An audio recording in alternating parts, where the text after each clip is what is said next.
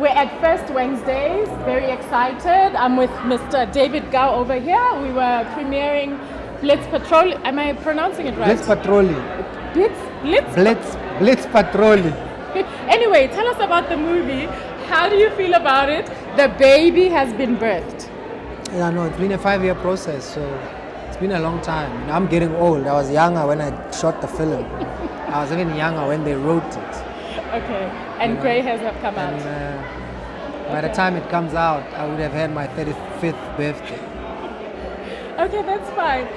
Tell us about the audience reaction to the movie. I really think people loved it and they laughed. And how does that feel? Yeah, you see, it always helps. I mean, it's because now you shoot the film and you don't really know. You trust the script, you trust the director. But you're still kind of like... And yeah, but you kind of think that's going to be funny.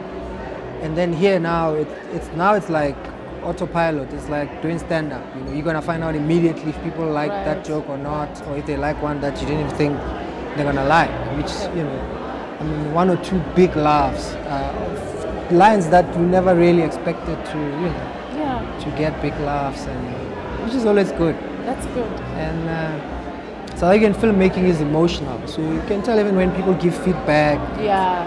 You know, people are happy a film has been political. made, and that's before anything or any fault. But you know, when it opens commercially, obviously, the Twitterati, the self-portrait critics will tell us how terrible it is, what they didn't like, which is also an opinion you want to hear. That's true, that's true. Brian! Hey! How are you doing? I'm good, thanks, and you? I'm good. Well, with Brian, we're at First Wednesdays. We've just watched... What did we just watch? BlitzPatrollie. I know, I just wanted you to say it because I can't pronounce it. You know I grew up in New York. Of course. Anyway, Brian, tell us, what did you think? I thought it was good. Like the first time I heard about this movie, it hadn't been made yet. It was, the producer was still looking for the money. They were still outsourcing the funding. And I read the script and I liked it. I thought it was different. I thought it was fresh. I think, you know, there's a lot of variety in our industry. Some filmmakers make drama, some make horror, some make musicals. And these guys just wanted to make a commercial movie. Right. And I think there is room for that within our industry, you know. And the audience reception, you know, I mean, this is a combination of your comedy and action, which is more like Jerry Bruckheimer and Don Simpson. You're more, you know, bad boys type of thing, you know. So it's interesting. I think there is room for that. We need to stop stereotyping our audience. There's a wide variety, you know, with regard to what is it that our audience can accept. Isaac, please tell us about your involvement in the film and tell us how you feel. The movie is birthed. We've had a packed audience. We've had laughs. Tell us about the journey. Yeah, well, I'm a producer on the film. My job is, apart from the actual production, is also spearheading the marketing and making sure that people know about the movie. Right. So it's been a long journey. Right. Getting this onto screen. I think for me personally, it's been about 3 years. And it's, you know, it's always very nerve-wracking just before the screening because you don't know how people are going to react to it. But every time we've shown people this film, even when it's not finished, it's always been very good. People love it, they laugh, they have a good time. Yeah. So I'm very excited at the moment. I feel like, you know, we have a hit on our hands. Just got to make sure that we pack the cinemas, get the word of mouth out there. Great stuff. Tell us about your journey from moving from corporate into filmmaking, and what is basically your plan from here forward with your company, with your partner? This is my plan. I want to make movies for the rest of my life and not be broke while doing it. That's my master plan. I'm with you. I'm with you. Yes. So, Blitz is the first step. Okay. I had thought not a bad first step, Isaac. Not a bad first step. I think I'm glad to hear that. But I've always been an entrepreneur at heart, working in a corporate, which I never liked, and I've always had a big passion for film. So eventually, I took the jump and I decided let me do both and start my own production company. And I was lucky to have met my partner John, who's very financially astute from JP Morgan. That helps. It helps. Yeah. So I know finances, numbers. This guy's got it controlled. And then Kagiso is one of the best creatives in the country. Wow, yeah. So I personally feel like I'm lucky to have these guys as partners. I feel like just the two of them alone, it's an unstoppable force, and then I just add whatever I can add. Right. Tell us, what's the difference for you between stand-up comedy and movie making? I hate rehearsals, I hate scripts. I like working on my own. But I'm a trained actor. I graduated at UCT, so it's not like something I can't do or a big deal to adjust. Yeah, it's just something that you found something else more comfortable. Right. Stand-up comedy makes you lazy. Yeah, that's true. Really, that's all it is. But if you're disciplined, it's, you've got an agreement you made, you've got a hot script, or some director that I trusted, or some cast. We had to make it work. So it was equally as good. It's just that on stage you get that immediate satisfaction. That's great. Last question. And then here, obviously, there's months later you can have to go back for a reshoot. Gotta try and get back your the emotion at that time. Look the same. Yeah, okay. Well, hello Africa. This is hashtag Africa. We're still with First Wednesdays. We're here with the cream of the crop of South African talent. Not to compare, but we are really with the big dogs. Kagiso, Big how dogs. are you? I'm good. How do you feel? The baby has been birthed. Yeah, I'm just glad. I mean, because it's a comedy. So what you want is for people to laugh, and the people laughed really hard. So that's good. Okay. So great. I'm happy. Okay, great. I did hear a lot of laughter in the audience. But tell me about the creative writing process. I mean, I was sitting there and I was thinking, gee whiz, this guy's a comedian and he sat down and he wrote this. And like 5 years he's been waiting to birth this. So tell us about that. Were there a lot of rough drafts? There were a lot of writer's blocks? Were there a lot of frustrations? Well, I mean, the thing is, the idea from the get-go was pretty strong. And what happened was, I had time because my kid was just born, so I couldn't leave the house. And David told us about that. Yeah, so I just had to write. But then the idea was pretty strong. So we had like a draft, and then everybody came and read it and all of those types of things. And then what happened is a lot of the writing happened just before we shot, because we realized that a lot of the things that were in the script we couldn't afford to do. So oh, wow, so you had to contain the script. So we had to contain it. And I mean, I'm also very against, because my thing was that but people go to see these Michael Bay movies and they're like about spectacle, so we can't contain it too much.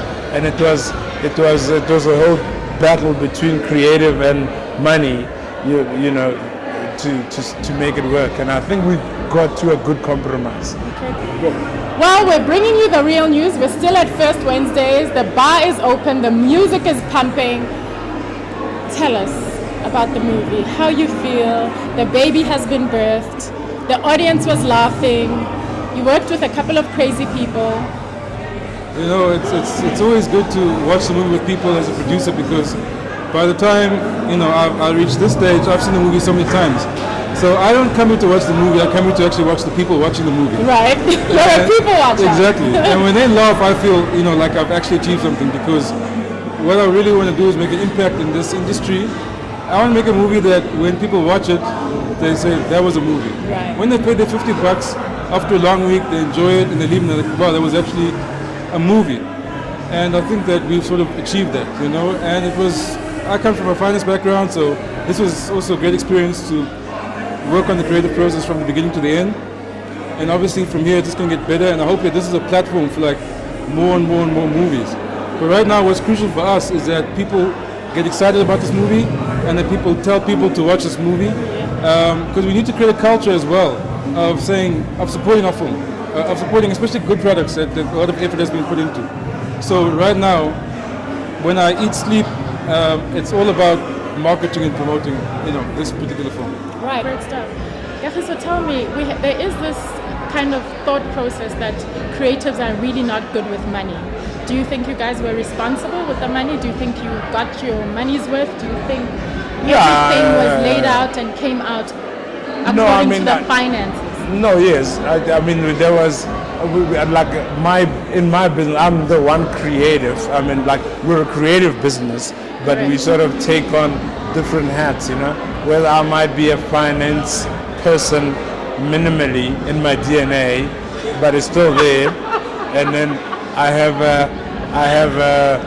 but I'm mostly a creative. Then you'll have John Volming, for instance, who's very much a finance guy, but then he's also got a strong creative bone in him. same as Isaac. So what happened is, the responsibility kind of got shared. And also the people that are giving you money, they're giving you on condition that these are the things that you better follow.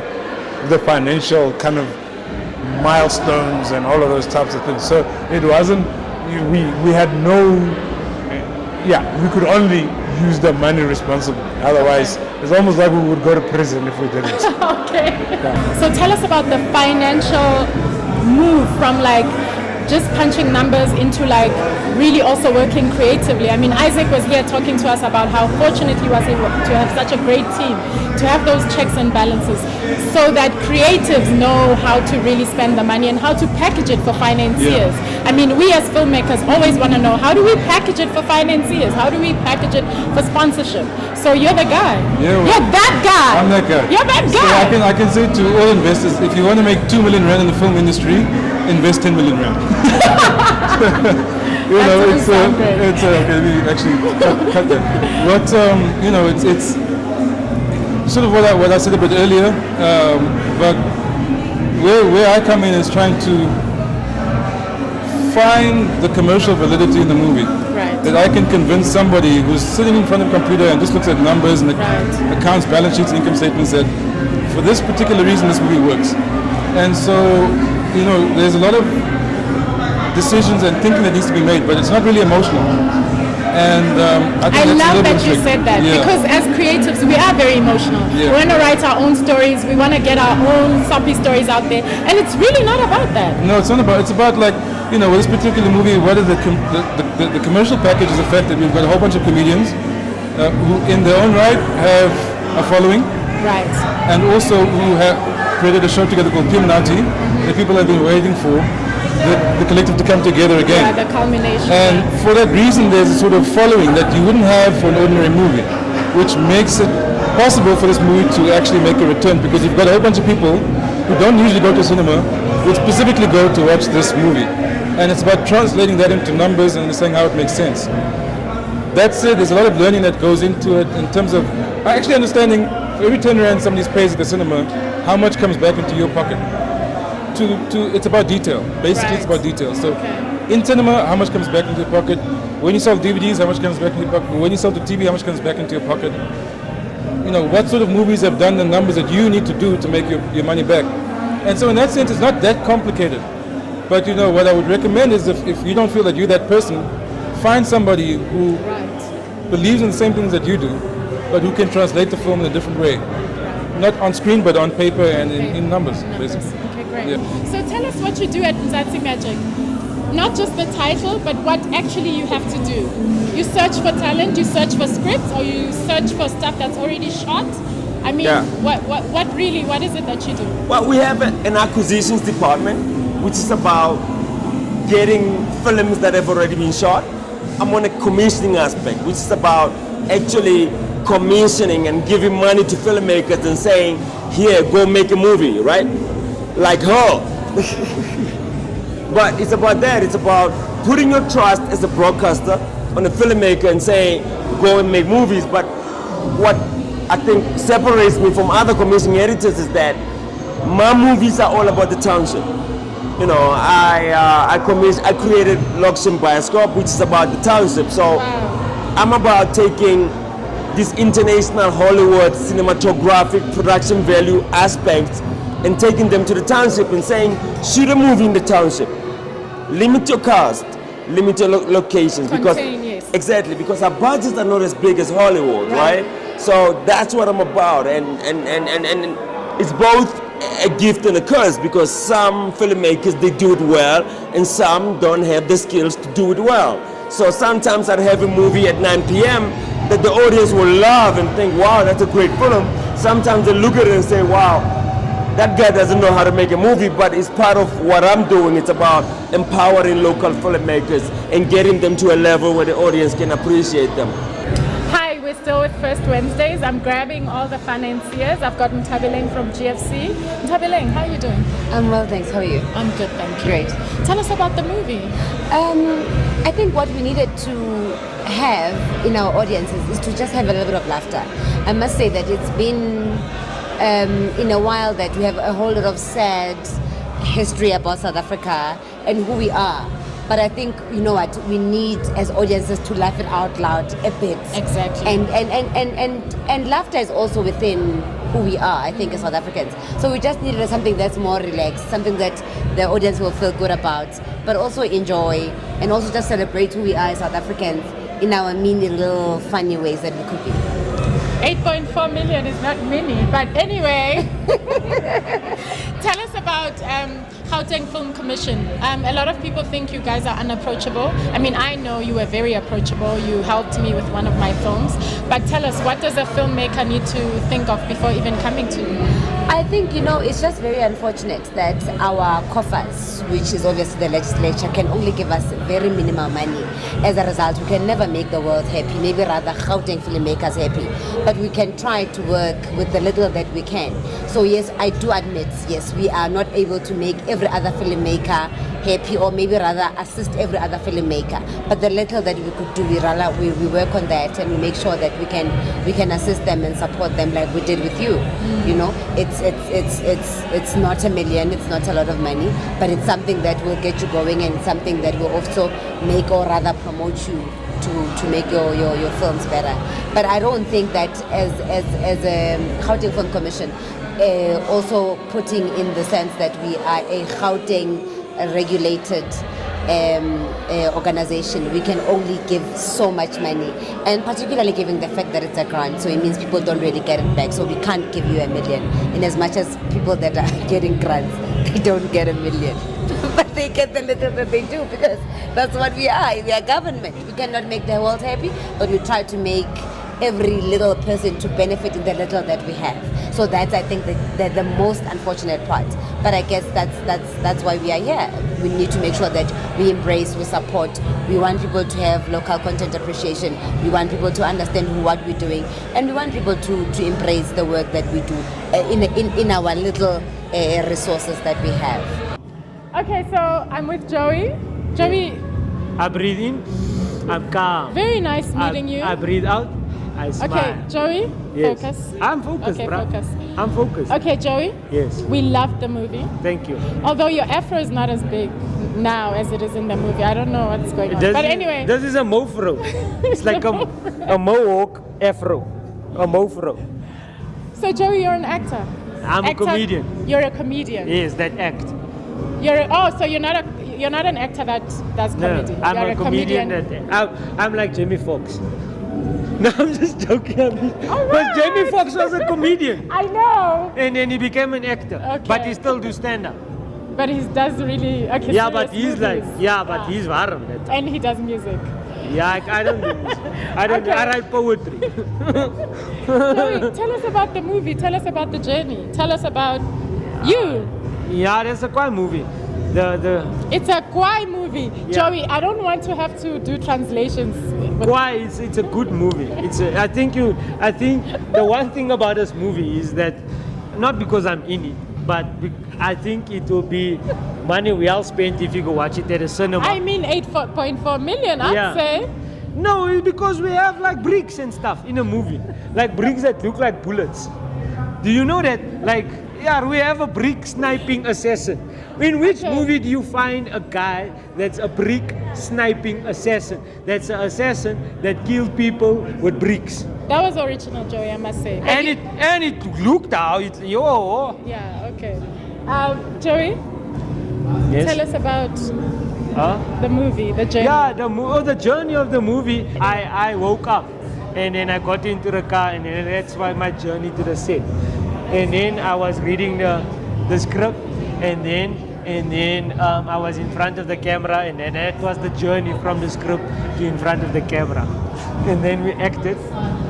And then Where are you from? Where did you grow up, Joey? all over. I'm all over. I grew up in Reveille. I stayed in El Dorado Park. I stayed in Ennerdale. I stayed in Mayfair. I stayed in Joburg Town. I stayed in Westbury. I stayed in Bosmore. Last one, film industry in South Africa, film industry in Africa. Exciting times for Africa in general. Definitely good time, I think, for South African filmmaking, South Africans trying to make films. There's more platforms, there's more TV channels. the money is available. People must just do Yeah, their the homework money and is package. there, yes. Do that package that sells the film, Right. that gets the money. The Finance. money is there. There's Yeah. actually a lot of money. You know, even if it's borrowed money, IDC and so on, but it's there. So it's a good time for people to come out there and make films. Great stuff. We're going to end off on that note. The money is there. Let's go get the money.